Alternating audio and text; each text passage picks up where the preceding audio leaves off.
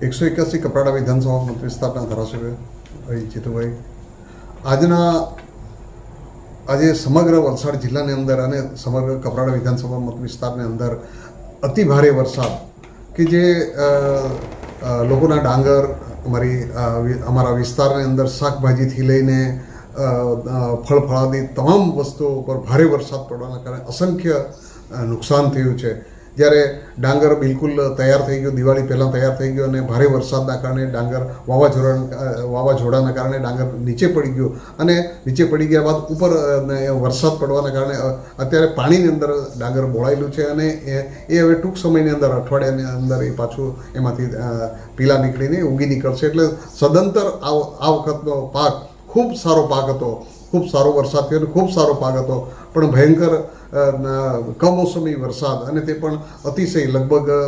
કપરાડા તાલુકાને વાત કરું તો કમસે કમ કમોસમી વરસાદ 8 થી 9 ઇંચ જેટલો વરસાદ પડી ગયો છે. એના કારણે ખૂબ નુકસાન થયું છે. જેથી હું સરકાર અને ગુજરાત સરકારના આદરણીય કૃષિમંત્રી અને આદરણીય ગુજરાતના મુદ્દુને મક્કમ